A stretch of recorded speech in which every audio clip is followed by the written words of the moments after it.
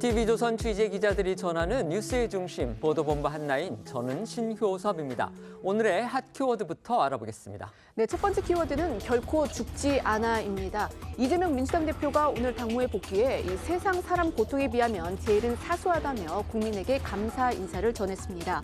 이 대표는 당 회의에선 법으로도 펜으로도 죽여보고 그래도 안 되니 칼로 죽이려고 하지만 결코 죽지 않는다며 이번 총선에서의 정권 심판론을 주장했습니다. 다음 키워드는 특혜 조사대 2차 가해입니다. 국민권익위원회가 이재명 대표의 헬기 이송 특혜 의혹 등에 대한 여러 건의 신고가 들어와 조사에 착수했다고 밝혔습니다. 민주당은 권익위가 암살 테러를 당한 야당 대표에게 2차 가해를 하고 있다라고 했습니다. 세 번째 키워드는 다선 영남 의원들이 떤다입니다. 국민의힘 공천관리위원회가 3선 이상 다선, 그리고 지역적으로는 영남 의원들을 다수 탈락시킬 수 있는 내용의 공천룰을 발표했습니다. 공관위는 동일 지역에서 3선 이상을 한 경우 감점을 주기로 했고요. 학교폭력, 음주운전 전력자에겐 공천을 주지 않기로 했습니다. 네, 그다음 키워드는 최강욱 또 유죄입니다. 조국 사건에 연루돼 의원직을 잃은 최강욱 전 민주당 의원이 이번에는 이동재 전 채널A 기자의 명예훼손 혐의 2심 재판에서 벌금 1,000만 원 유죄를 선고받았습니다. 1심 재판부는 무죄를 선고했지만 항소심 재판부는 공공의 이익을 벗어나 비방의 목적이 있다고 인정했습니다. 네, 다섯 번째 키워드는 빈손 퇴임입니다. 김진욱 초대 공수처장이 3년의 임기를 마치고 20일에 물러나지만 재임 기간 청구한 구속영장은 모두 기각됐고 기소한 사건에서도 유죄 판결이 한 건도 없어서 빈손 퇴임이라는 지적이 나옵니다. 김 처장은 후임자들이 일할 기반을 마련했다고 자평했습니다. 마지막 키워드, 짖는 개는 물지 않는다. 신원식 국방부 장관이 북한의 전쟁 위협에 대해 짖는 개는 물지 않는다며 심리전에 휘말리지 말 것을 국민들에게 당부를 했습니다. 신 장관은 한반도의 군사적 긴장이 한국 전쟁 때보다 높다는 이 미 전문가 등의 지적에는 지나친 과장이다, 이런 평가도 내놨습니다. 오늘 첫 소식은 민주당 이재명 대표의 당무 복귀 얘기입니다. 이 대표 오늘 오전 국회에서 당 최고위를 주재하는 것으로 흉기 테러 사건 보름 만에 완전히 정치 일선으로 돌아왔는데요. 오랜만에 국회를 출근한 이재명 대표, 일단 표정은 꽤 밝아 보였습니다. 네, 이재명 대표는 출근하자마자 바로 최고위원회를 주재를 했고요. 총선 인재 영입식에 참석을 하는 등 공식 일정을 소화하고 있습니다. 아침 출근길부터 시종일관 밝은 표정이었는데요. 왼쪽 목 상처 부위에 큰 반창고를 붙이긴 했지만 말을 할 때 큰 불편함은 없어 보였습니다. 이재명 대표는 공식 일정인 최고위 회의 전에 아침 출근길에 짧은 소감과 함께 기자 문답을 나누기도 했는데 지난 피습 사건을 의식해서인지 이 자리에는 별도의 국회 측 경위 인력이 배치되기도 했습니다. 또 통상 이 대표의 발언이 끝나면 이제 취재 기자들이 밀착해서 이제 문답이 이루어지는 이전과 달리 오늘은요, 민주당 요청에 따라서 사전에 취합한 질문을 기자 한 명이 하는 식으로 이 문답이 진행이 됐는데요. 이재명 대표의 출근길 모습 보시겠습니다. 세상 모든 사람들이 겪는 이 현실적인 어려움에 그 고통에 비한다면 제가 겪은 이런 일들은 어쩌면 사소한 일이라고 생각이 됩니다. 새해 벽두에 많은 분들 놀라셨을 것 같은데 제게 주어진 그리고 우리 국민들께서 맡긴 책임을 최선을 다해 수행하도록 하겠습니다. 탈당 관련해가지고 당내에서 그동안 탈당이 있었는데 여기 대해서 한번 입장. 당내에서 지금 자객 공천 논란도 있는데 여기 대해서는 어떻게 보셨는지. 아직 공천하는 거 없는데요? 경선한 걸 가지고 그러는 건가요? 마지막으로 이재명 대표가 국회를 떠나 있는 동안 당 내분 상황이 짙었기 때문에 이 복귀 일성에 관심이 집중됐는데요. 최고위에서의 인사말의 핵심은요, 정권 심판론이었습니다.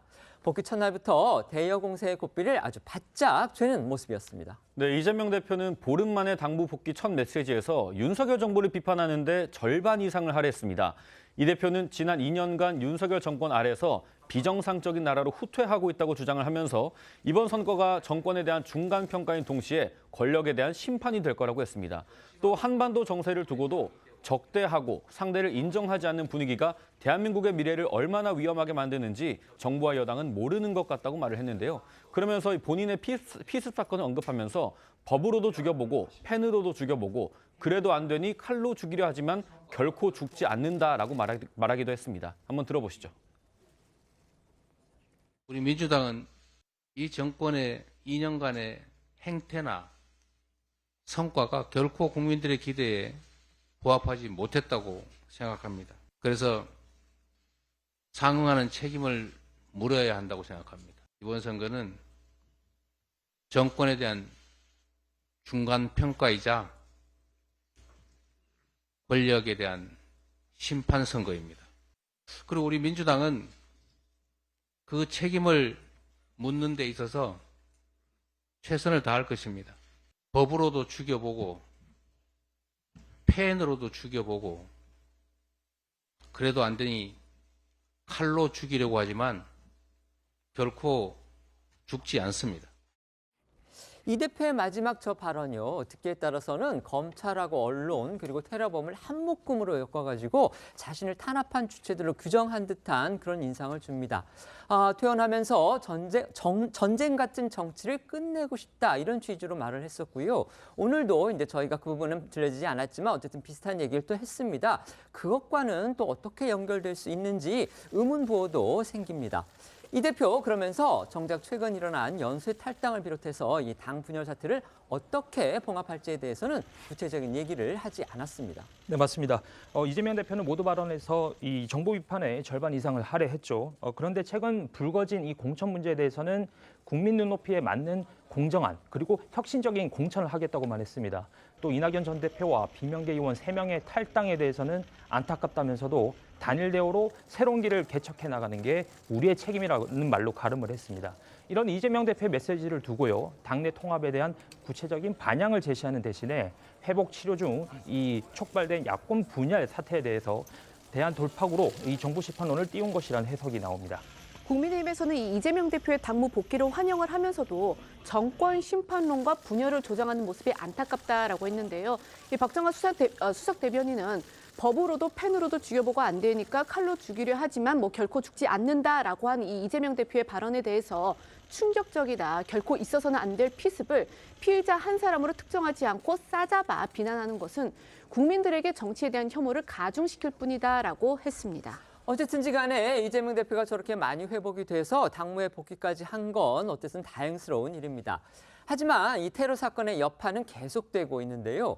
그동안 의료계를 중심으로 해서 이재명 대표가 서울대병원으로 이 헬기를 타고 이송된 것을 두고서 적절치 못했다 이런 비판이 나왔던 게 사실입니다.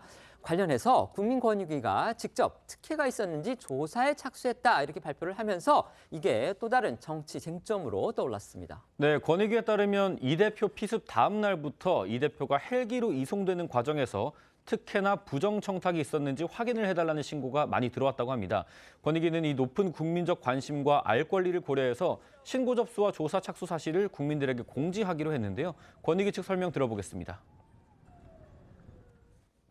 서울대 병원으로 이송 전원된 사안과 관련하여 부정 청탁과 특혜 제공 여부를 조사해달라는 여러 건의 신고가 국민권익위원회에 접수되었습니다. 국민권익위원회는 신고 사건에 대한 조사에 착수하였으며 관련 법령에 따라 공정하고 투명하게 사실관계를 확인할 예정입니다. 이번 권익위 조사는 이 대표 이송 과정에서 헬기 이용과 관련해 의료진이 외부 청탁이나 압박을 받은 사실이 있는지 없는지 등에 초점이 맞춰질 것으로 보이는데요. 권익위는 먼저 신고자에게 이 신고 내용과 관련해서 사실관계를 확인한 뒤에 소방당국과 부산대병원 등을 상대로 조사를 진행할 계획인 것으로 전해졌습니다. 부정청탁 의혹과 관련해서는요, 권익위가 국회의원을 직접 조사할 권한을 갖고 있기 때문에 이 대표의 이 서울대병원 전원을 두고 서울대병원 관계자와 통화한 것으로 알려진 천준호 비서실장과 함께 이송 당사자인 이재명 대표도 조사 대상에 포함될 가능성도 있다라는 보도가 나왔습니다. 이 대표와 천 비서실장의 경우에는 앞서 소아 청소년과 의사회로부터 헬기 전원과 관련해 업무 방해와 이 응급의료법 위반 혐의로 고발당한 상태입니다. 민주당은 그렇지 않아도 이 테러 사건과 관련해서 대정부 공세 수위 계속 높이고 있는 상황인데요. 권익위의 조사 발표에 대해서 2차 가해다 이런 주장까지 하면서 아주 격앙된 반응을 보였습니다. 네, 민주당은 이 사건의 본질은 암살 테러다. 이 권익위의 조사는 암살 테러를 당한 야당 대표에게 2차 가해를 하는 것이다라고 날을 세웠는데요.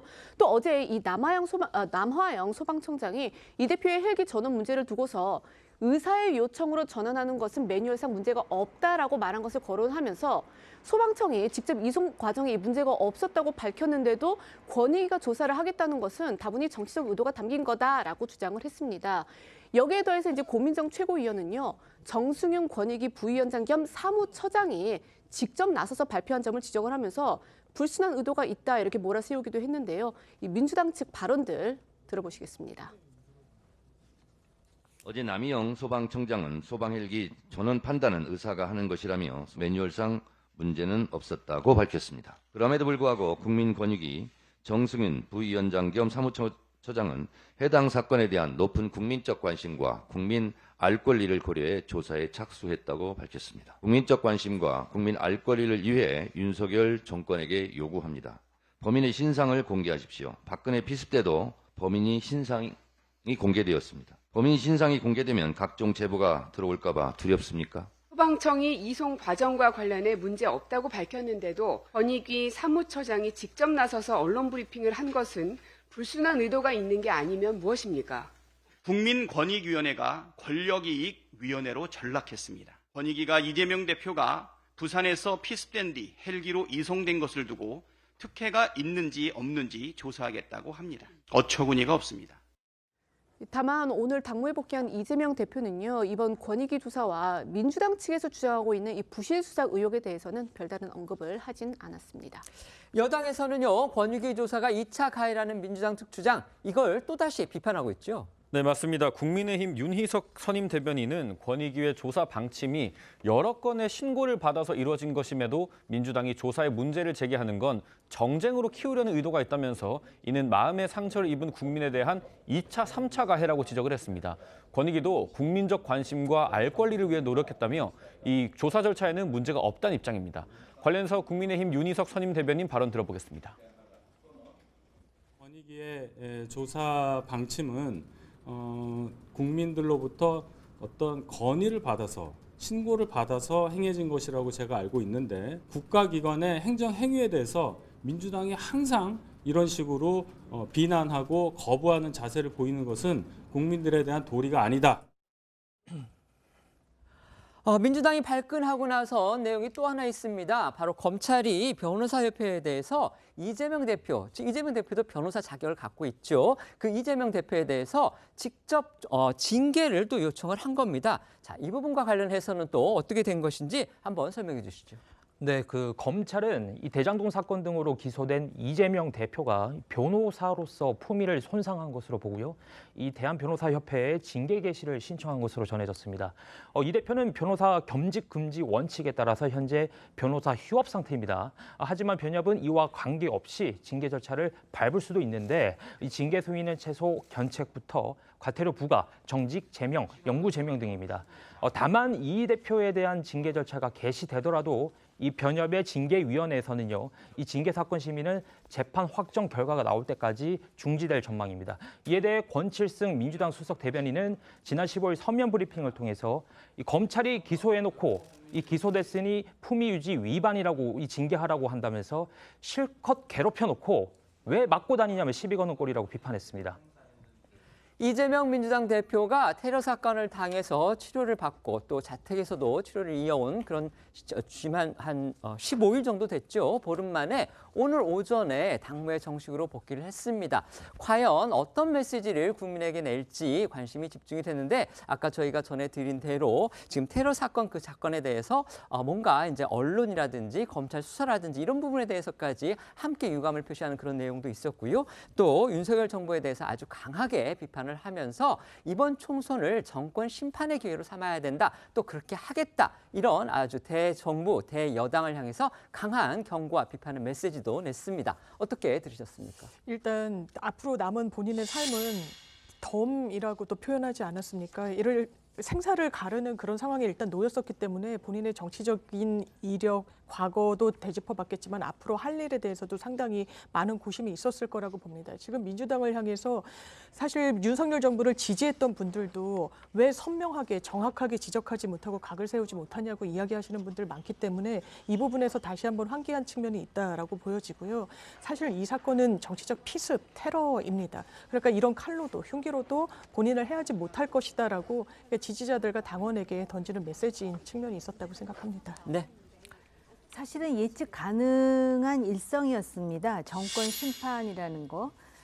사실 그 과거의 박근혜 대표의 그 피습하고 이제 비교해갖고 많은 이야기들이 나오는데요. 박근혜 대표의 경우에는 그 당시 지방선거에서 대전은요 한마디로 굉장한 반향을 일으켰고 특히 선거를 완전히 압승으로 만드는데 일익을 담당을 했는데 이 지금 장 변호사 말씀하셨듯이 이거 정치 테러고 다시는 벌어져서는 안 될 일이고 이러한 상황이 되면 자연스럽게 국민들이 야당 대표 정치인에 대한 어떤 동정이라든지 관심이 상당히 높아져야 됨에도 불구하고 바로 헬기 이송에 의한 전원 문제로 그런 부분이 많이 희석된 것에 대해서도 본인이 의식하고 있었던 게 아닌가 이런 생각이 듭니다. 그러다 보니까 일성은 정권 심판이었지만 이미 많은 사람들이 얘기하듯이 현근 퇴근요가 되어버렸고 현근택 변호사의 경우는 어제 이제 불출마를 했는데 늦었다라는 얘기가 오지 않습니까? 그래서 사실은 정치적으로 이렇게 테러 피습을 당했다라는 것은 굉장히 안타까운 일인데 실제로 그 정치적으로 이걸 어떻게 그러면은 환원시킬 것인가 그런 효과에 있어서는 상당히 정무적으로 별 효과를 못 봤다라는 것이고요. 이미 말씀하셨듯이 법으로도 죽여보고 펜으로도 죽여보고 그래도 안 되니 칼로 죽이려 한다. 이거 보면은 주어가 다 빠져 있고요. 자신의 어떤 그 대장동이라든지 선거법 위반이라든지 이런 거에 대해서 자기가 잘못했다라기보다는 지금 정치적 박해를 당하고 있다라고 아직도 생각한다라는 게 바로 이재명 대표가 가지는 한계가 아닌가 그런 생각을 해봤습니다. 총선이 가까이 다가올수록 주요 현안에 대한 정치권의 공방도 격화하고 있습니다. 어제 저희도 전해드린 대로 한동훈 국민의힘 비상대책위원장이 새로운 정치개혁 의제를 던졌죠. 바로 국회의원 정수를 줄이자 이거였는데요. 민주당이 이것을 겨냥해서 이건 떴다 방식 공약이다 이렇게 평가절하하고 나섰습니다. 네, 먼저 이 한동훈 위원장은요 어제 이 민주당 이재명 민주당 대표의 지역구가 속한 인천 계양을 찾아서 이 인천시당 신년 인사회에 참석을 했는데 이 앞서 내놨던 정치 개혁 의제죠. 그러니까 불체포 특권 포기와 금고형 이상 확정 시 세비 전액 반납 그리고 이제 국민의힘 귀책으로 인한 재보궐 선거 시에 무공천에 이어서 네 번째, 바로 이 정치개혁 의제로 국회의원 정수 감축을 꺼내 들었습니다. 그러면서 한동훈 위원장은요, 민주당이 이번에도 반대할 것이냐 이렇게 이제 압박을 했는데 이에 대해서 민주당은 곧바로 정치 혐오를 부추기는 것이 한동훈 위원장식 정치개혁이냐면서 이 선거철 반짝 임기를 위해서 떴다 방식 공약을 던졌다라고 지적을 했습니다. 그리고 이 국회의원 정수가 감축이 되면은 결과적으로 국회의원 한 명이 대변해야 하는 이 국민의 수가 많아지게 되는데 그렇게 되면 이제 그만큼 국민 목소리를 제대로 반영하지 못할 우려가 있다라고 비판도 했습니다. 어제 나온 한 위원장 목소리와 민주당 입장 이어서 들어보시겠습니다.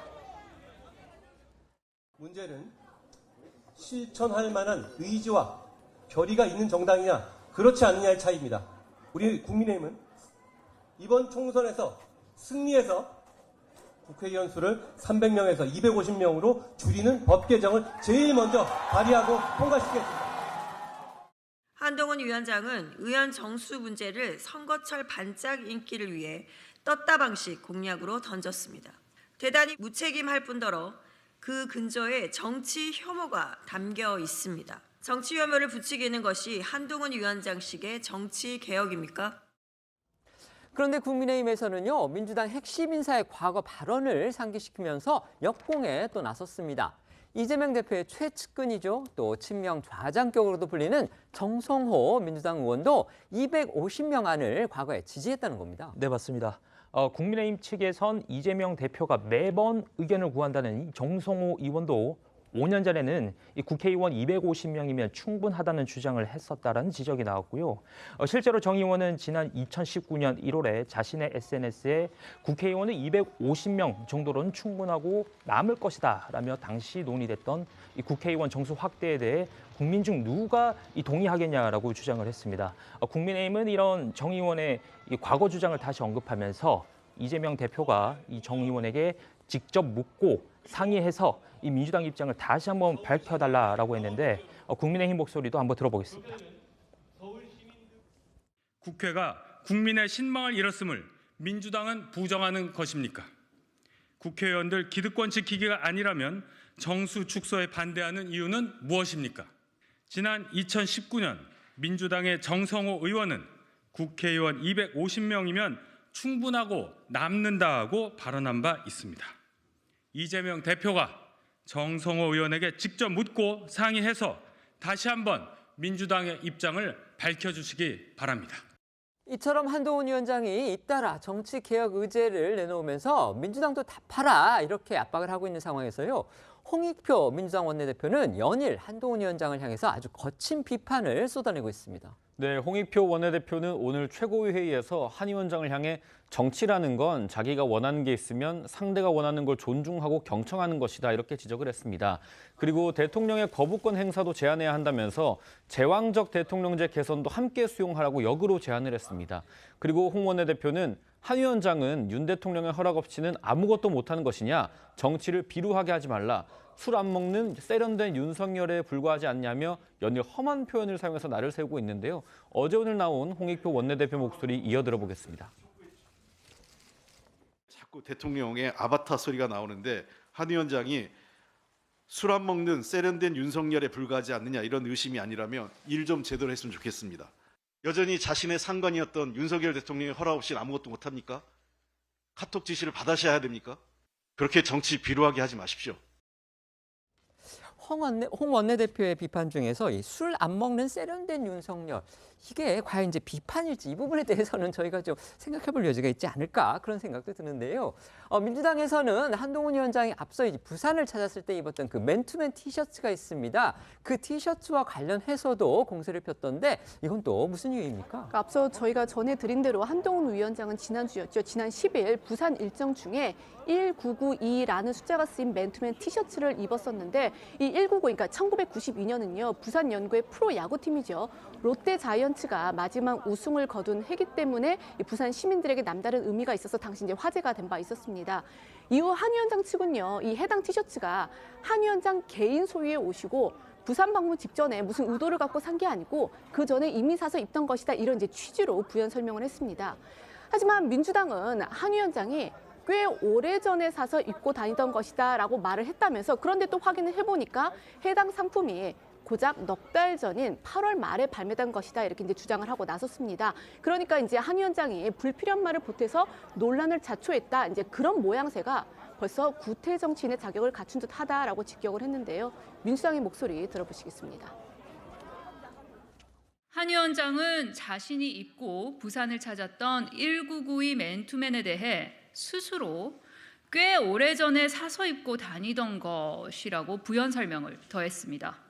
그런데 해당 상품은 고작 넉 달 전인 8월 말에 발매된 것으로 알려졌습니다.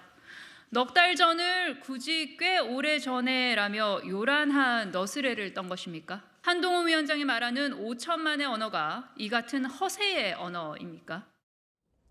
앞서 한 위원장이 부산 생활, 그러니까 과거 이제 검사 생활을 부산에서 할 때 사직 야구장에서 야구를 봤다고 말한 거, 이거 두고도 민주당이 이제 공세를 폈었죠. 그래서 공방이 있었는데 이번에는 저렇게 티셔츠가 또 도마 위에 오른 겁니다. 국민의힘 이번에도 즉각 반박을 했죠. 네, 맞습니다. 이 즉각적인 대응, 이전에는 볼 수 없었던 모습이죠. 박정아 국민의힘 수석 대변인은 논평을 통해서요. 한 위원장을 향한 민주당의 각종 문제 제기와 의혹 공세에 대해서 저질, 트집 잡기라며 반박하고 나섰습니다. 한 위원장의 티셔츠에 대한 공세에는 웃음밖에 나오지 않는다. 이 1992 맨투맨이 이 부러운 것이냐라고 비꼬아 반박을 했습니다. 박 수석 대변인은 한 위원장이 꽤 오래전이라고 말한 적이 없다. 그리고 부산 방문을 위해서 산 것이냐는 질문에 대해서는요. 그 전에 사서 입던 옷을 1992 의미가 부산 시민들께 특별한 것이라는 생각에 가져가서 입은 것이다라고 답을 했습니다. 일부 기사에서는 꽤 오래전에 산 것이다라고 보도가 됐다가 민주당 측의 억지 트집이 시작되니까 그런 여지조차 주지 않기 위해 기사 내용을 얼마 전에 산 것이다라는 취지로 변경했다고 덧붙였습니다. 그런가 하면 이준석 개혁신당 위원장도요, 최근 한동훈 위원장을 겨냥한 비판을 잇따라서 쏟아내고 있는데요.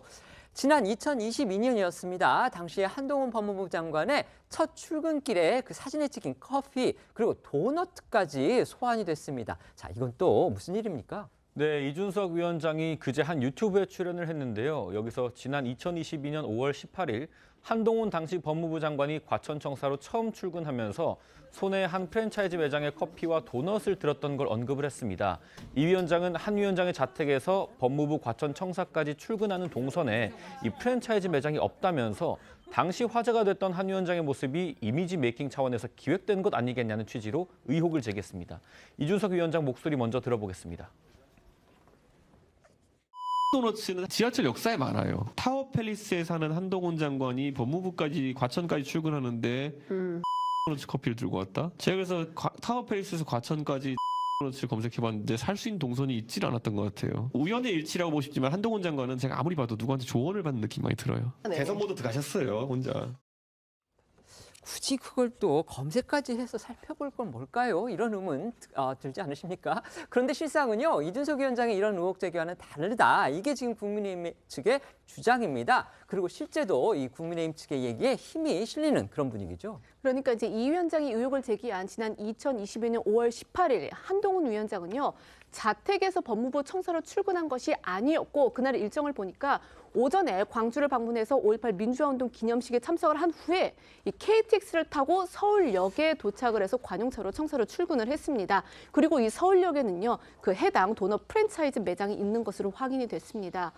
관련해서 법무부 관계자는요, 이 한동훈 장관이 서울역 매장에서 커피를 산 것이 그날만이 아니라 이 지방 출장 때 해당 매장을 자주 이용했다 이렇게 밝히기도 했습니다. 이준석 위원장도 이런 부분에 대해서 또 후속 입장 내놨죠. 네, 이준석 위원장은 오늘 한 라디오 인터뷰에서 법무부의 주장이 그렇다면 그 진위에 대해서 더 보탤 말은 없다. 그러니까 인정하고 받아들이겠다라고 말을 했는데요. 다만 자신이 지적한 것은 한 위원장이 이미지 컨설팅을 받고 거기에 너무 집착하면 안 된다라는 내용이었기 때문에 자신의 주장을 철회할 생각은 없다고 했습니다. 또 이준석 위원장은 이 국회의원 정수 감축 등 한 위원장이 연일 내놓고 있는 정치개혁 의제에 대해서도 나중에 프랑켄슈타인식으로 모아놓으면 기형적인 국회 구조가 되는 것이라고 비판하기도 했는데요. 직접 한번 그 목소리 한번 들어보시죠. 지금 주장이 결국에는 서울역에 내려가지고 도넛을 사가지고 본인 직접 사가지고 뭐 이렇게 타셨다 이런 건데요. 예. 그 주장의 진위에 대해 가지고는 뭐 제가 보탤 말이 없습니다. 예, 그와 별개로 제가 이미지 컨설팅에 대한 부분에 대해서 제가 지적하는 부분은 그건 당연히 유효한 겁니다. 가볍게 얘기하고 넘어간 건데 사실관계에서 계속 그 다툼을 할 생각이 있다고 한다면은 저는 거기 아까 말씀드렸잖아요. 인정하겠다. 제가 애초에 비판하는 지점은 결국에는 이미지 컨설팅 받아가지고 그런 부분에 너무 집착하면 안 된다는 내용이기 때문에 그 주장은 철회할 생각이 없습니다. 국민의힘 측에서는요, 한동훈 위원장의 이 동선 의혹을 직접 이제 검증까지 했다 이러면서 의혹을 제기했던 이준석 위원장을 향해서 또 비난을 쏟아냈습니다. 네, 장해찬 전 청년 최고위원은 어제 본인의 SNS에 이준석은 얼마나 더 추해질까라는 제목의 글을 올렸습니다. 장 전 최고위원은 이준석 위원장이 가짜뉴스를 퍼뜨리고 있다며 모든 관심을 한 위원장에게 뺏긴 열등감 때문일 것이라고 주장을 했습니다. 국민의힘 서울 송파병 당협위원장인 김근식 교수도 SNS에 이준석 위원장을 비판하는 글을 올렸는데요. 이 위원장이 사실 확인도 없이 그저 그럴 것이라는 뇌피셜 의혹만으로 공개 저격을 했다며 한동훈 위원장 출근 동선 따라 커피집 장소 추적 같은 데 힘쓰지 말고 신당 작업에 더 정진하시라 이렇게 날을 세웠습니다. 전해드린 대로 민주당 그리고 개혁신당의 이준석 위원장 측에서 한동훈 국민의힘 비대위원장을 향한 강한 비판이 연속적으로 이어지고 있습니다. 특히 이제 민주당 쪽에서는요, 한동훈 위원장의 그 티셔츠를 문제를 삼았고요. 그다음에 이준석 위원장 같은 경우는 한동훈 위원장이 법무장관 시절에 손에 들고 있었던 커피 그리고 도너츠 이 부분과 관련해서 일종의 의혹 제기까지 했습니다. 이거 어떻게 봐야 될까요? 일단 민주당도 그렇고요. 또 이준석 전 대표도 그렇고 국민의힘의 가장 가치 있는 내지는 유일한 가치는 한동훈 위원장이라고 생각하는 것 같아요. 그래서 아주 잔잔한 것부터 가장 큰 것까지 계속해서 공격을 하고 있는데요. 먼저 민주당의 그 1992 티셔츠요.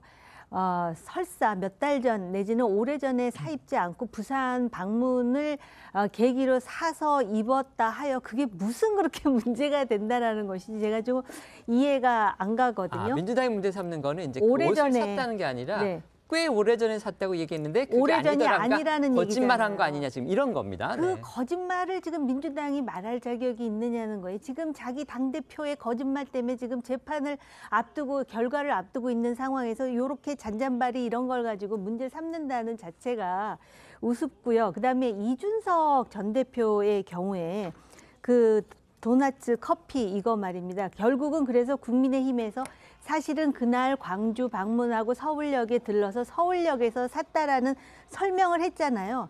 이런 걸 가지고 티격태격하니까는 사실은 이준석 대표가 그동안에 영리하다, 전략적이다 이런 이미지가 구축돼 있다가 야, 참 사람이 잘구나라는 인상을 요번에 주게 됐는데요.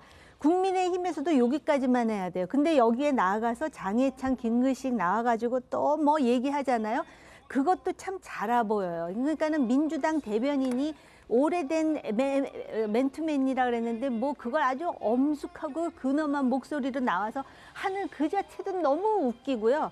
정말 이러다가 개그 콘서트 없어질 것 같아요. 알겠습니다. 지금 의원님 상당히 이제 조금 격하게 또 아주 강하게 비판 의견을 내주셨는데 그 중에서 이재명 대표가 이제 거짓말을 했다 이렇게 말씀해 주셨는데 어저께나 그 혐의를 받고 재판을 받고 있기 때문에요. 아직 유죄 판결 나오지 않았습니다. 그리고 아까 잔잔말이라는 표현을 써주셨는데 방송 용어로 적절한지 그 부분은 저희가 좀 생각을 해보겠습니다. 자, 말씀해 주십시오. 예, 저는 이 일련의 과정을 보면서 한동훈 비대위원장이 정치적으로 핫한 인물은 핫한 인물이구나. 입은 옷, 한 발언, 손에 들고 있는 음료까지 다 보는 건데 사실 이런 문제 제기를 공당에서 그리고 이준석 전 대표가 제기하는 것도 어떻게 보면 좀 우스꽝스러워 보일지는 측면이 있죠. 그러면 그 연장선상에서 저는 한동훈 비대위원장이 본인의 정치적 저력을 보여주는 건 세련된 윤석열이라는 호칭에서 벗어날 수 있도록 세련된 본인만의 언어, 스타일 구사하면서 윤석열 대통령과는 사실상 거리두기에 성공해야 된다라는 생각이 많이 듭니다. 네. 국민의힘 소식 전해드리겠습니다. 한동훈 비상대책위원장이 오늘은요 서울시당의 신년 인사회에 참석했습니다. 한 2주 동안이었죠. 전국적으로 돌아다니면서 행보를 이어왔는데 오늘 서울이 그 마지막 일정입니다. 네, 지난 2일 이 대전과 대구 방문을 시작으로 해서 광주, 부산, 인천 등 약 2주 동안 전국을 돌면서 민심 잡기에 나섰던 한동훈 위원장이요. 오늘 오전 그 순회 일정의 마지막으로 서울시당 신년 인사회에 참석을 했습니다. 이 자리에서 한 위원장은요, 여당이 서울시장을 보유하고 있다는 점을 강조를 하면서 서울 시민의 삶을 개선하는 데 집중하겠다라고 했습니다. 먼저 목소리 들어보시겠습니다. 우리 국민의힘은 현재 비록 소수당이지만 대통령과 서울특별시장을 보유한다입니다. 우리의 약속은 곧 실천이지만 민주당의 약속은 약속일 뿐입니다. 우리는 실천하겠습니다. 얼마 지나지 않으면 서울에도 꽃이 피게 될 겁니다. 꽃 피는 봄이 오면 우리 모두 반드시 승리합시다. 바로 이 자리에서 다시 4월 10일 이후에 이대로 모입시다. 한동훈 위원장 민주당을 향한 비판도 이어갔는데요. 그러면서 이 서울 마포울 지역구에 김경률 비대위원이 출마할 것이다 이렇게 또 얘기를 했습니다. 그런데 이건 당내에서 좀 논란의 소지가 있는 발언이겠죠. 모든 공천에서 경선을 원칙으로 하겠다 이렇게 방침을 밝힌 상황에서 그것과는 좀 어긋나는 거 아니냐 이런 지적 충분히 나올 수 있는 겁니다. 네, 일단 먼저 이 한동훈 위원장은요, 민주당을 향해서 이 개딸 전체주의와 야합을 하거나 운동권 인맥 하나뿐인 사람들이 민주당 소속으로 의원을 하고 있다라고 하면서 서울의 동료 시민을 위해서, 서울의 미래를 위해서 막아야 한다. 이 서울에서 통쾌한 흥미진진한 놀랄만한 선거를 할 것이라고 했습니다. 그러면서 이제 한 말이요. 현재 민주당에서 이 대여 공세의 최전선에서 활약하는 정청래 최고위원 지역구인 마포을에 김경률 비대위원이 출마할 것이다 라고 말을 한 건데요. 목소리 들어보시겠습니다. 우리 국민의힘은 이 서울에서 통쾌한 흥미진진한 놀랄만한 선거를 하겠습니다. 마포에 온 김에 하나만 말씀드리죠. 서울 마포 지역구에 더불어민주당의 정청래 의원이 있습니다. 수많은 자질논란과 부적절한 언행들, 그럼에도 불구하고 마포을에서는 이번에도 어차피 정청래가 될 거다라고 자주 섞인 말씀을 하시는 분들이 많습니다. 어쩔 수 없다고 합니다. 어쩔 수 없지 않습니다. 왜냐하면 이번 4월 선거에서 우리 국민의힘의 후보로서 김경률이 나서겠다고 하고 있기 때문입니다. 당과 한동훈 비대위원장께서 저에게 낡은 시대와 이념을 청산하라는 과제를 주신다면 저는 기꺼이 받아들이겠습니다. 어제 인천 계양에서 그리고 오늘 이곳 마포에서 우리 국민의힘에게는 험지라는 말이 사라졌습니다. 저와 우리가 도전하는 곳은 지금부터 격전지입니다. 결국 모양만 놓고 보면 당 대표격인 비대위원장이 사실상 특정인한테 출마 선언을 하도록 그 자리를 마련해준 일종의 이제 특혜를 준 격으로 보이기 때문에 논란의 소지가 있는 겁니다. 실제로 오늘 행사장에서요, 기존 이제 당협위원장이 있지 않겠습니까? 이제 김성동이라는 분 같습니다. 이분이 항의를 하면서 퇴장을 했고요. 당협의 그 사무국장이 계속 남아서 항의를 했다고 합니다. 결국 이제 이런 소란 상태까지 벌어진 겁니다. 네, 맞습니다. 아까 앵커께서도 말씀해 주셨는데 경선 원칙에서 어긋난다라고 말씀해 주셨지 않습니까? 그런데 한 위원장이 이전에 당원 당규상 당수 공천도 가능하다라고 언급한 바 있습니다. 네. 그래서 한 위원장 발언 이후에 여당 일각에서는 이 사실상의 전략 공천이 아니냐라는 의문이 제기가 된 겁니다. 하지만 이 한 위원장은 전략 공천 가능성은 부인하면서 공천은 시스템에 따를 것이다라고 했습니다. 김경률 비대위원도 경선에 참여해 이겨야 이 공천을 줄 수 있다라는 뜻으로 해석이 되는 겁니다. 또 한 위원장은 이 공개석상에서 특정 후보를 거론한 게 불공정한 거 아니냐라는 이치해진 질문에 그렇지 않다라고 답을 했는데 직접 한번 들어보시죠. 공천은 시스템에 따라 이루어질 것이다 라고 말씀드리겠습니다. 전략 공천은 아니라는 말씀이신 거죠? 도전자일 뿐이다 이렇게. 거기에 중요한 도전자 있죠. 공개적으로 지지는 소개하는 게 불공정 그렇지 않습니까? 문제가 있지 않을까라는 지적이 좀 있을 수도 있는데. 자, 이거는 공정해 보이는 정책. 예를 들어서 상대가 정말로 경쟁을 하는 관계라면 당연히 안 그러겠죠. 한동훈 위원장 오늘 점심에는요, 4선 이상 중진 의원들과 또 만났습니다. 네, 한 위원장은 잠시 전부터 여의도 한 음식점에서 4선 이상 중진 의원들과 오찬 간담회를 갖고 있습니다. 오늘 오찬에는 직전 당대표인 김기현 의원을 비롯해서 서병수, 조경태, 주호영, 권성동, 권영세 의원 등이 참석을 했습니다. 말 그대로 무거울 중자 중진들입니다. 하지만 의원들 속내 그다지 편하지만은 않을 듯합니다. 당 안팎에서 다선 물갈이론이 아주 거세게 일고 있기 때문인데요. 그래서 오늘 자리에서 과연 한동훈 위원장이 이들한테 헌신을 요구할 것인가, 이 부분에 또 관심이 모아지고 있습니다. 네, 뒤에 조금 더 자세히 짚어드리겠지만 어제 공천관리위원회가 3선 이상 중진들을 상대로 인적 쇄신을 시사한 만큼 한 위원장이 오늘 헌신을 요구할 수도 있다는 관측이 나왔는데요. 하지만 지난번 삼성 중진 오찬에서도 공천 관련 얘기는 나오지 않았기 때문에 오늘도 한 위원장은 직접적으로 중진 의원들에게 희생을 요구하진 않을 가능성이 좀 큽니다. 관련해 지난 목소리 듣고 오겠습니다.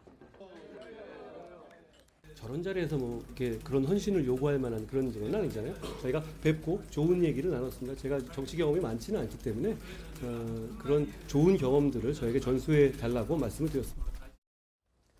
방금 말씀드린 것처럼 국민의힘의 공천관리위원회가 어제 첫 회의를 열고서요, 이번 총선에 적용할 규칙을 발표했습니다. 예상대로 다선 그리고 영남 지역 의원들의 대폭 물갈이, 이게 가능한 쪽으로 방향이 잡혔다고 하는데요. 어제 공관위 결정 내용 소개해 주시죠. 네, 일단 공관위원회가 강조를 한 건 시스템 공천이었는데, 그러니까 이 대통령이나 특정 계파 또는 인맥이자와는 밀실 공천, 담합 공천 이런 걸 이제 원천적으로 차단하겠다는 의지를 보였습니다. 정형환 공관위원장의 목소리부터 들어보시겠습니다. 국민의힘 정당 역사상 처음으로 시스템 공천 제도를 도입했다, 이렇게 말씀드릴 수 있습니다. 그래서 밀실 공천과 단합 공천을 원천적으로 차단했습니다. 객관적이고 계량화된 기준에 의한 세대 교체를 구현하도록 정했습니다. 특히 문제되는 것이 현역 회원입니다. 그래서 여기에 관해서는 세밀하게 교체 지수를 만들었습니다. 교체 지수에 따라서 평가하도록 하겠습니다. 이 공관위는 구체적으로 이 여당의 유불리 상황에 따라서 그러니까 험지 등을 나눠가지고 전국을 4개 권역으로 나누고 지역별 하위 10% 평가를 받은 현역 의원 7명을 공천 배제, 그러니까 경선 참여 기회도 주지 않고 컷오프 하기로 했습니다. 또 이 하위 10에서 30%인 18명은요, 경선 득표율에서 20%를 감산하기로 했습니다. 이는 앞서서 김기현 전 대표 당시에 인유한 혁신위원회가 제안했죠. 이 현역 의원 20% 컷오프 권고, 이것에 비해서는 이제 비율이 줄어든 그런 결과입니다. 따라서 이를 두고서 일각에서는 결국 물갈이 폭이 예상보다 줄어드는 거 아니야? 이런 의문이 나왔는데 공정관리위원장은 또 그건 부정했습니다. 그러니까 이제 1차적인 컷오프 대상 의원은 이 정량 평가 기준, 그러니까 아까 전에 그 하위 10% 배제 룰에 따라서 그 대상이 컷오프 대상이 7명밖에 되지는 않지만 추후 도덕성 등의 이 정성 평가에 의해서 컷오프, 즉 물갈이되는 현역 의원 비율이 늘어날 가능성이 있습니다. 실제로 정영환 위원장은요, 오늘 출근길에서 이 같은 방침에 대해서 이 실제 상황에서는 더 나올 수 있다라며 이 경선에서 어떤 인물이 나오는지에 따른 변수도 있어서 기다려보면 된다라고 답했습니다. 결국 핵심은 앞서도 말씀드렸듯이요. 이 3선 이상 중진 의원들한테는 더 엄격한 공천 룰이 적용된다는 겁니다. 결국 대폭 물갈이를 결국 이런 경선에 의해서 유도하겠다, 이런 의도로 해석할 수 있습니다. 네, 맞습니다. 같은 지역구에서 3차례 이상 당선된 중진 의원은 경선 득표율의 15%를 감산하기로 했습니다. 하위권 다선의 경우 경선 과정에서 득표율의 최대 35%까지 점수를 깎는 페널티를 주기로 했습니다. 여기에 해당하는 의원은 5선의 이상민, 조경태 의원 등과 4선 권성동, 김기현 의원 등, 그리고 3선에는 김도우, 박대출, 윤재욱 의원 등 총 24명 가운데 불출마를 선언했거나 지역구를 옮기겠다고 한 장제원, 하태경 의원을 제외한 22명이 영향을 받을 수 있습니다. 이를 두고 일각에서는 국민의힘이 당내 영남 기득권 교체에 본격적으로 착수했다, 이런 평가가 나오고 있죠. 그러니까 이제 아까 앞서서 말씀드린 3선 이상 중진 의원 22명 가운데 10명이 영남권 의원이기 때문인데요. 이에 이 영남권 중진 의원들을 중심으로 불만 섞인 목소리가 적지 않다고 합니다. 이 영남권의 한 3선 의원은요, YTN과의 통화에서 이 다선 의원에 대한 페널티 규칙이 충격적이다라면서 지역구에서 3번 이상 인물을 보고 표를 준 유권자를 무시하는 처사다라고 비판을 했고요. 또 다른 영남권 중진 의원은 지금 이 당원 당규에 현역 의원 컷오프 규정이 없다면서 근거를 우선 마련을 해야 한다라고 지적하기도 했습니다. 네, 다만 정영환 위원장은 이런 중진들이 불만을 표출하는 것에 대해서 최대 35%의 감점은 아주 최악으로 못한 사람들만 그런 것이라면서 본인이 객관적으로 그렇게 평가받으면 방법이 없지 않냐, 주관적인 감정이 개입된 것은 아니다라고 설명을 했습니다. 이를 두고서 야당에서는 이제 공천 학살이 시작됐다, 이런 주장이 나왔습니다. 물론 이제 여권 분열을 기대하는 야권의 일방적인 주장, 이렇게도 볼 수가 있습니다. 네, 박지원 전 국가정보원장의 주장인데요. 박 전 원장은 SNS에 이 3선 이상이면 영남 출신 의원들이 다수라면서 이 검핵관, 용핵관은 살리고 당의 의원은 죽이는 공천 학살이 예상된다고 공천 학살이 예상대로 시작된다고 적었습니다. 그러면서 개혁신당 이준석 위원장께 축하의 말씀을 전한다며 이들이 개혁신당으로 우르르 몰려가면 개혁신당은 원내 교섭단체 구성도 가능하고 기호는 3번, 이 선거 국고 보조금도 많이 나올 것이라고 했습니다. 하지만 이 같은 주장에 대해서 이양수 국민의힘 원내 수석 부대표는 공천 룰에 따라 불이익을 받게 될 동일 지역구 3선 이상 의원이 개혁신당 등 제3지대로 이탈은 하지 않을 것이라고 반박했습니다. 공관위는 또 이제 청년 공천에 대해서 확대를 하겠다, 그러니까 신인들한테 많은 기회를 주겠다, 이렇게 또 밝혔습니다. 네, 공관위는 정치 신인 등에 대한 경선 가산점과 현역에 대한 감산점을 통해서 세대 교체가 가능할 걸로 보고 있습니다. 만 34세 이하 청년은 최대 가산점을 받는다고 하고요. 여기에 올해부터 이 도덕성 기준도 대폭 강화가 됐습니다. 성폭력 2차 가해, 직장 내 괴롭힘, 학교 폭력, 마약 등을 신 4대 악으로 규정을 하고 관련 범죄 경력을 부적격 기준에 포함을 시켰습니다. 음주운전의 경우에는 2018년 12월 18일 윤창호법 시행 이후에는 1회만 적발돼도 컷오프가 된다고 합니다. 네.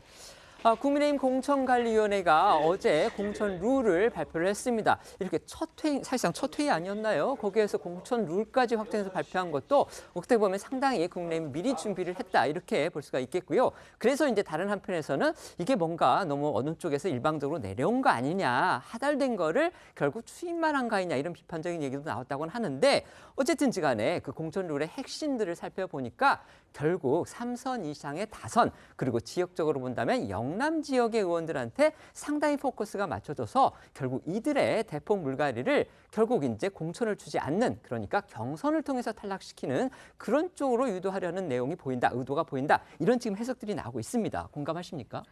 어떤 정치학자가 그동안의 공천을 쭉 분석하면서 쓴 논문을 읽어봤는데요. 우리나라의 경우 물갈이가 많으면 상대적으로 효과가 있다. 그런데 흥미로운 게 두 번째거든요. 대통령실에서 뭔가가 내려오는 공천은 한 번도 성공한 적이 없었다. 이런 얘기가 나왔더라고요. 그분이 쓰신 글을 보면은. 그런데 이번에 이 공천 내용을 보면은 이게 사실은 이렇게 뭐 15% 해갖고 상당히 정량화된 그러한 그 관리 규칙인 것 같아도 개개인에게는 이게 아플 수도 있고 기회가 될 수도 있고 그래서 일반화해서 말하기는 상당히 조심스럽지만 지금 제3지대가 뜨고 있는 상황이라 어느 정도 의식하고 또 국민의힘에서는 이제 쌍특검 재의결이라는 그런 숙제가 남아있기 때문에 최대한 탈당을 어떻게 막느냐, 특히 영남에서. 그런데 제가 좀 하나 문제 삼고 싶은 거는 3선 이상 중진을 물갈이하겠다 그랬는데 3선 아니라 5선을 해도 더 해야 될 사람이 있는 것이고요. 초선만 했는데 빨리 국회에서 사라져야 될 사람도 있는 건데 이걸 이렇게 일반화해서 규정을 만드는 것이 맞는 것인가. 그런데다가 공천 규정은 차치하고 처음에 한동훈 위원장이 지금 마포을에서 김경률 회계사 아주 훌륭한 사람이죠. 그런데 그렇게 마치도 전략 공천하는 것처럼 하는 모습을 보니까 속으로 기생충의 대사가 떠올랐어요. 넌 다 계획이 있구나라는. 그러니까는 얼마 전에 김용남 전 의원인가요?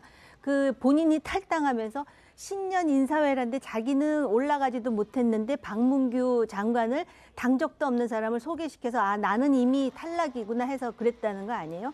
앞으로도 참 여러 가지로 우당탕 하는 소리가 들릴 것 같은데 이 공천을 잘해야 총선에 성공할 수가 있어요. 네, 말씀해 주십시오. 저는 박지원 전 원장이 의도적인 분열책을 쓴다라기보단 좀 정확한 진단을 내리고 있는 것 같습니다. 이게 연동되는 게 사실 이준석 신당일 텐데요. 이준석 전 대표가 설도 이르다라고 이야기를 하면서 이삭죽기 하겠다. 이게 쭉정일지 알곡일지 알 수 없지 않느냐라고 하는데 사실 기득권을 뭔가 좀 타파하겠다는 의도로 하면 그 반사익을 입는 사람들이 있지 않겠습니까? 그게 누가 보더라도 사실 용산에서 근무를 했던 젊은 상대적으로 이런 행정관들일 가능성이 상당히 높아 보이거든요. 또는 정치에 아직 발을 들이지 않은 검찰 출신들. 그렇다면 이게 과연 국민의힘에 이 합심을 하는데 도움이 되는 이 룰인 것인지 좀 의문이 들고 그렇기 때문에 이준석 전 대표한테 축하의 말까지 건넨 게 아닌가 싶습니다. 네, 지금 두 분 말씀하신 부분 중에서요. 이제 가령 정원님 말씀 주신 것 중에서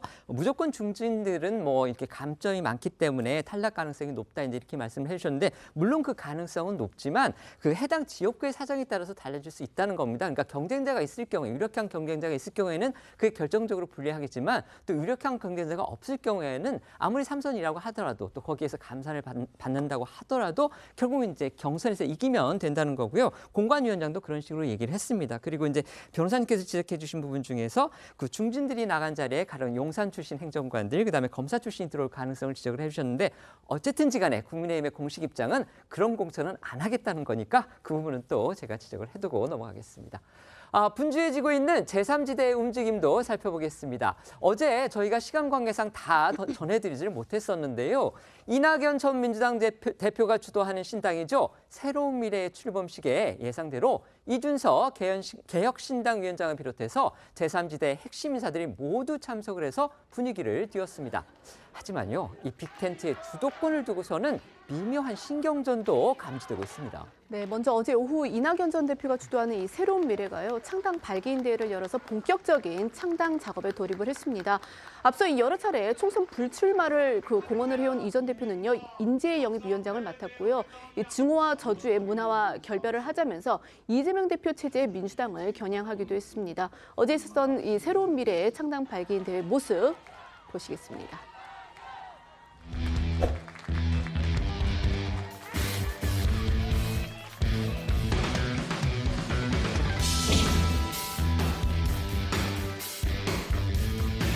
활발한 증오와 저주의 문화와 결별합시다. 저급하고 폭력적인 언동과 결별합시다. 억울하고 화나더라도 과거를 답습하지는 맙시다. 우리는 과거와 결별하고 얼룩졌던 과거는 그들에게 남겨줍시다. 보신 것처럼 어제 행사에는 제3지대가 다 모였습니다. 이준석 개혁신당 위원장과 미래대연합의 김종민, 종천, 박원석 공동대표, 금태섭 새로운 선택 공동대표, 양향자 한국의 희망 대표 등이 모두 참석해서 지원 사격에 나섰습니다. 다만 앞서 말씀하신 대로 이들 사이에 빅텐트의 주도권을 둔 미묘한 신경전도 감지가 됐는데요. 특히 이 빅텐트의 이 성공 강권인 이낙연, 이준석 두 위원장은 연대 방식과 시기를 두고 여전한 온도차를 보였습니다. 어제 두 사람의 목소리 한번 들어보시죠. 두 사람뿐만이 아니라 사람마다 조금씩 다르죠. 그러나 큰 틀에서는 같지 않습니까? 가장 중요한 최대 공약수를 뽑아서 만약에 논의가 이루어진다면은 개혁신당은 성실하게 논의에 임할 의향이 있습니다. 하지만 그와 관계없는 것들로 만약 논의가 이어진다고 하면은 다소 진척이 더딜 수밖에 없다는 것. 저희가 몇 번 말씀을 드렸지만 결국 이제 제3지대 빅텐트 구축을 놓고서요, 이낙연 위원장은 상대적으로 적극적인 반면에 이준석 위원장은 다소 유보적인 입장을 드러내는 이런 분위기가 지금 계속되고 있는 겁니다. 네, 이번 총선에서 유의미한 제3지대 세력화를 위해서는 무엇보다 이낙연 위원장과 이준석 위원장의 연대가 관건이라는 시각이 많죠. 두 사람 모두 거대 양당의 대표를 지냈고 또 대선 주자급의 인지도를 갖는 정치인인 만큼 이 두 사람의 연대 성사 여부에 따라 제3지대의 파괴력이 갈릴 수밖에 없습니다. 하지만 이낙연 위원장이 신당 창당을 본격화한 지금의 상황에서도 이 이낙연, 이준석 두 사람 간의 거리는 여전한 모습입니다. 이에 따라 제3지대를 견제할 수밖에 없는 여야 양대 정당을 중심으로는 두 사람이 이번 총선에서 손을 잡기 어려운 게 아니냐는 회의적인 시각도 나오고 있습니다. 관련해 어제 나온 여야 목소리 들어보겠습니다. 개혁신당 쪽에서 굉장히 부정적인 벌써 말들이 계속 흘러나오는 이유는 지지 개발이 이질적이고 2년간 노선이 지금까지 완전히 달랐는데 그 화학적 결합이 있을 수가 없거든요. 그러면 이준석 전 대표가 말했듯이 결국 떴다방 수준의 총선을 위한 하나의 일시적인 연합이 하고 끝날 수밖에 없는 그런 상황이 되고, 이분들이 진짜 정치 공학적 결합이라는 것을 넘어선 어떤 연대나 연합을 할 수 있을까? 거기에 대해서 많은 분들이 좀 회의적인 것 같고, 그렇게 이제 화학적 결합이 안 되면 파괴력은 떨어지겠죠. 왜냐하면 국민분들도 이게 선거를 위한 임시 방편적 연대인지 연합인지는 다 아시거든요. 들으신 것처럼 여야 이 기성 정당 인사들은요, 표면적으로는 제3지대 빅텐트 가능성에 회의적인 반응을 보이고 있는데, 그런데 이 속내를 좀 들여다보면 이 여야의 분위기가 좀 미묘하게 엇갈리고 있는 것으로도 보입니다.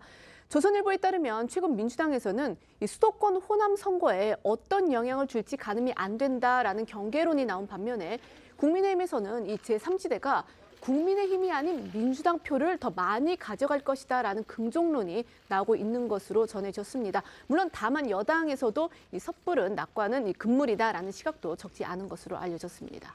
이런 상황에서요, 민주당 탈당파가 주축인 미래대연합의 공동대표 5명, 그러니까 김종민, 이원욱, 조홍천 의원하고요, 박원석, 정태근 전 의원이 일찌감치 내년 총선에서 이 지역구에 출마하겠다. 그러니까 쉽게 비례대표는 가지 않겠다. 이런 입장을 밝혔습니다. 이 역시도 제3지대 빅텐트를 가속화하려는 그런 의도로 해석이 됩니다. 네, 맞습니다. 정의당을 탈당해 미래대연합에 합류한 박원석 전 의원이 어제 한 라디오에 출연을 해서 미래대연합 공동대표 5명 모두가 지역구 출마를 결정했다고 밝혔습니다. 이어 지역구 출마를 결정한 배경에 대해서는 국회의원 재선, 3선한 사람들이 다 비례대표로 출마한다고 하면 그게 정당이 되겠느냐라고 답했고요. 이 출마 지역에 대해서는 아직까지 유동적이라고 설명을 했는데 직접 한번 들어보시죠. 박 의원님 비례대표 출마할 생각은 전혀 없으세요? 전혀 없고요. 전혀? 저희 그 5명의 미래대연합 창준위원장은 결정한 게 어쨌든 다 지역구에 출마한다. 아, 그래요? 라는 결정을 했고 다만 어떤 컨셉으로 어느 지역에 어떻게 출마할지는 기존 현지 지역구 의원도 3분 계시니까 기존 지역구에 연연하지 않고 전략에 따라서 총선 전략에 따라서 그거는 이제 결정하고 출마한다 이렇게 합의를 받습니다. 아, 그렇군요. 많이 내려놓은. 아니 왜 우리가 지역구에 가면 배지를 못할 거라고 생각하죠? 네, 말씀하신 것처럼 미래대연합 대표들이 일찌감치 지역구 출마를 공언한 건 빅텐트를 구성하기 전에 분란의 소지를 최소화하기 위한 사전 작업이라는 해석이 나옵니다. 어차피 비례대표 선출 방법의 경우에는 거대 양당이 주도권을 쥔 일인 만큼 최대한 각 세력 간 비례의석 배분에 대한 언급은 피하면서 통합을 도모하겠다는 뜻이 아니냐는 건데요. 여기에 어제 오늘 이준석 개혁신당 위원장 역시 거듭 자신의 험지 출마를 시사했습니다. 들어보시죠. 이낙연 총리께서는 지금 신당 추진하시면서 나는 사심이 없다라는 말 계속하세요. 그리고 이제 그러기 위해서 이번에 총선도 불출마하시겠다 뭐 이런 말씀하시고 하는데요. 제가 연령대가 좀 차이 나서 그런지 저는 사심 없는 도전의 결과물이 불출마인 건 약간 제 문법으로는 이해가 안 갑니다. 저는 마찬가지로 제가 신당을 추진하면서 저는 가장 어려운 전장에서 뛰는 도전을 하겠다라고 했거든. 그러니까 냉정하게 저는 지도자라 그러면은 언제나 성적표를 받아들일 용기가 있어야 된다 생각합니다.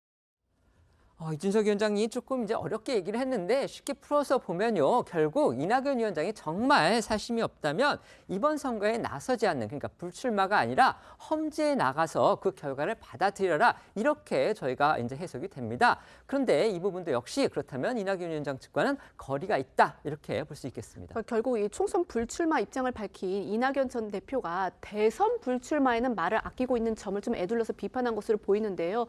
그러면서 이 위원장은 이 제3지대 연대와 관련해서, 그러니까 연대 성공 조건은요, 파격에 가까운 방법을 쓸 때 빅텐트가 가능하다라고 했고, 또 이 두 사람의 연합을 표현하는 이른바 낙준연대라는 표현은 좀 멸칭에 가깝다고 본다면서 낙준연대가 아니라 리쌍브라더스, 그러니까 두 사람의 그 성씨가 이시기 때문에 리쌍브라더스로 불러달라 이런 말도 덧붙였습니다. 멸칭, 좀 어려운 말 나왔습니다. 남을 비난하거나 무시하려는 의도가 담긴 호칭, 이걸 뜻하는 한자 말입니다.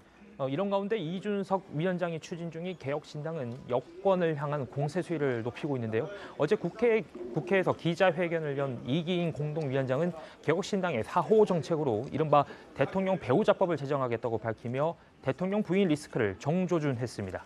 이준석 위원장이 주도하는 개혁신당 어제 당명 확정하고요. 곧바로 이제 여권을 겨냥한 공세에 나선 건데, 반대로 오늘 여권에서는요, 이 개혁신당의 상징색 그리고 핵심 개념 등을 두고서 또 지적이 나왔습니다. 네, 개혁신당은 어제 오전에 당명과 당색을 공개하면서 이 신당 창당 작업에 더 속도를 높였습니다. 그리고 공개된 당색은 주황 색상으로 개혁신당 측은 개혁 오렌지색이다 이렇게 설명을 했지만 정치권 일각에선 과거 안철수 의원의 국민의당이 떠오른다는 평이 많았습니다. 여기에 안 의원도 직접 입장을 밝혔습니다. 안 의원은 오늘 출연한 라디오에서 개혁신당 상징색과 관련한 질문을 받았고 당색깔과 미래, 개혁 이런 개념들도 다 본인이 했던 것들이라며 개혁신당에서 왜 같은 색을 선택했는지 궁금하다고 답을 했습니다. 안 의원의 얘기 들어보시고 이준석 위원장이 밝힌 오렌지색을 선택한 이유까지 들어보겠습니다.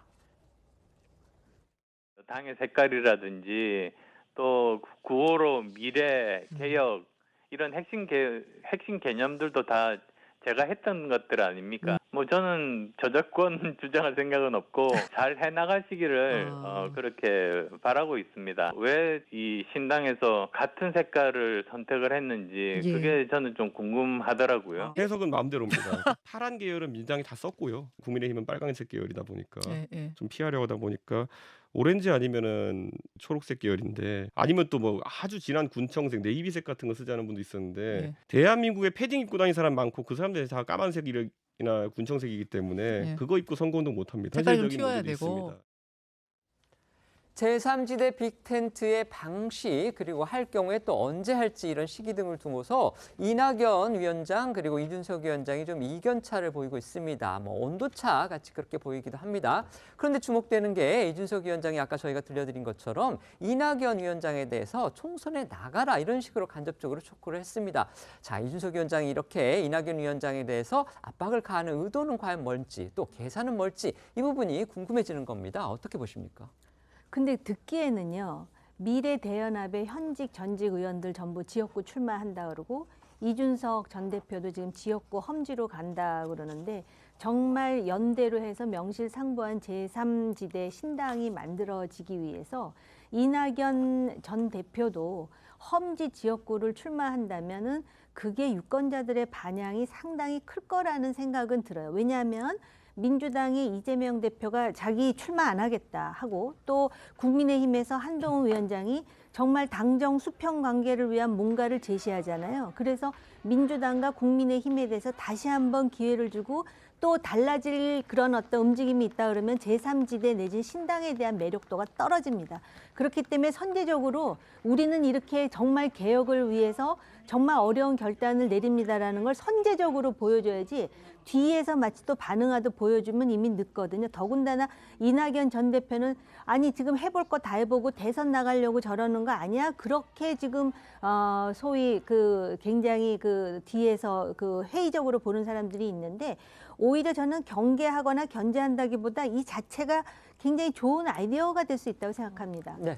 총선 건너뛰고 대선으로 직행하지 말라는 사실상의 경고라고도 볼 수 있을 것 같고요. 이런 식의 상황 인식을 하는 것 같습니다. 이준석 전 대표가 보기에 이낙연 전 총리는 민주당에서는 대선 후보가 되기가 사실상 어려우니까 양당 구조의 어떤 혁파라는 기치를 내걸고 사실상 본인의 대선 지지세를 구축하는 과정으로 지금 총선을 대비하는 것 아니냐. 그게 또 일말의 진실을 담고 있기 때문에 과연 정말 험지 출마를 할지 이낙연 전 대표는 최소한 내려놓는 정치 이력을 보여준 적은 많이 없어가지고요. 좀 물음표는 많이 쳐집니다. 네.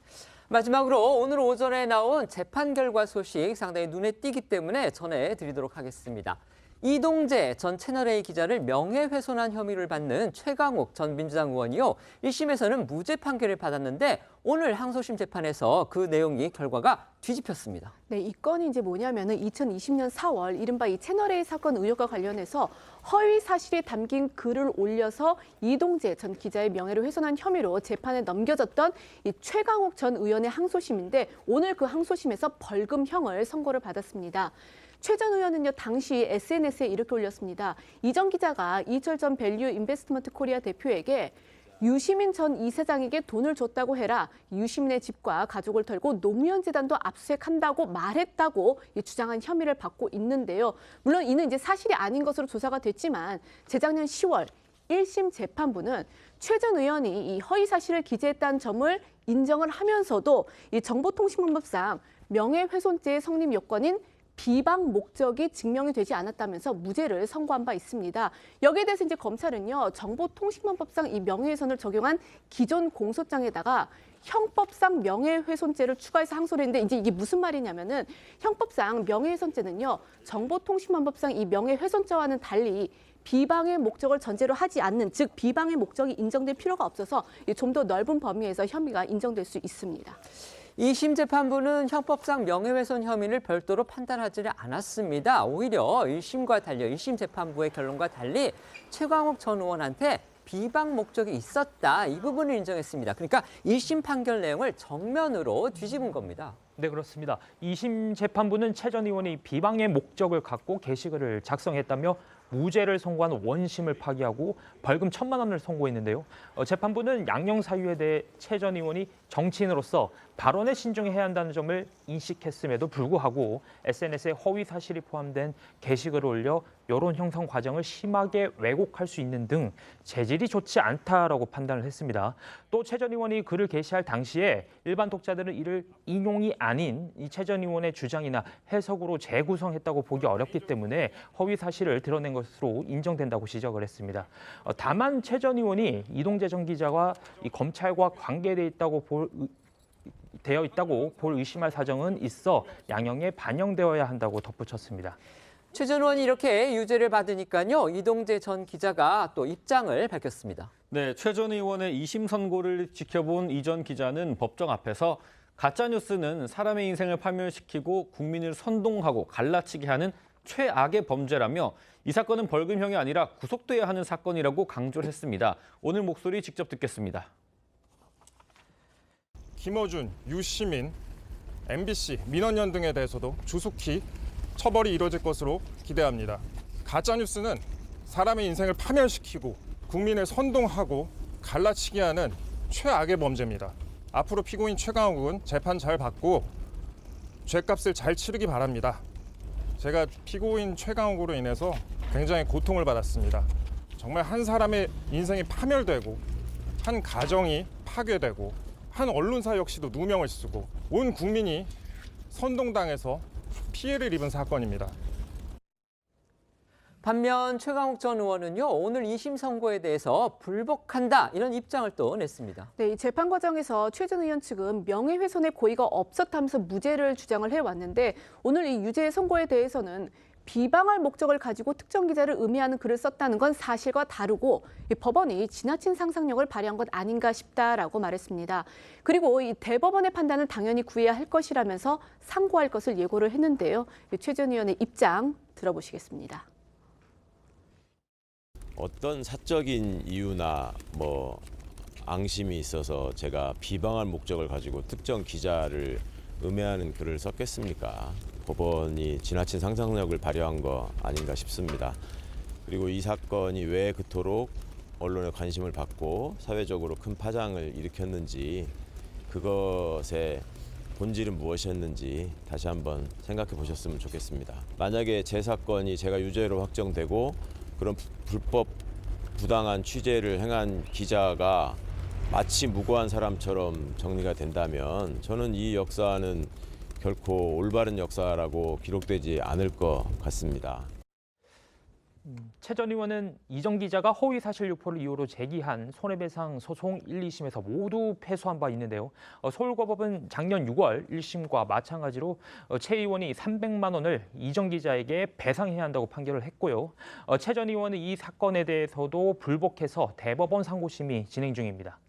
최강욱 전 의원 현역 의원 시절에 윤석열 정부에 대해서 누구보다 강하게 각을 세우고 비판해왔던 그런 전직 의원입니다. 그리고 조국 법무부 장관 사건과 관련해서 조국 전 장관 아들의 허위 인턴 증명서를 떼준 혐의로 기소가 돼서 대법원에서 결국 유죄가 확정돼서 의원직을 잃은 그런 상태인데 이번에는 이동재 전 채널A 기자의 명예를 훼손한 혐의로 2심에서 벌금형의 유죄 판결을 받았습니다. 네. 어떻게 평가하십니까? 이 부분이 비방의 목적이 상당히 주요한 포인트였는데요. 이게 재판부가 판단할 때 그런 게시물을 올릴 때 특정인을 그냥 비난하기 위한 의도인지 아니면 공익성을 담보하고 있는지를 보는 기준인 겁니다. 그런데 1심 재판부와 2심 재판부의 판단이 엇갈렸는데 거긴 또 고개가 끄덕거려지는 법리가 있거든요. 그래서 상고심으로까지 갈 수밖에 없는 그런 사안으로 보입니다. 네, 알겠습니다. 저희는 1분 뒤에 다시 돌아오겠습니다. 오늘 준비한 소식은 여기까지입니다. 저희는 내일 오후 1시에 더 핫한 소식으로 찾아뵙겠습니다. 시청해 주셔서 고맙습니다.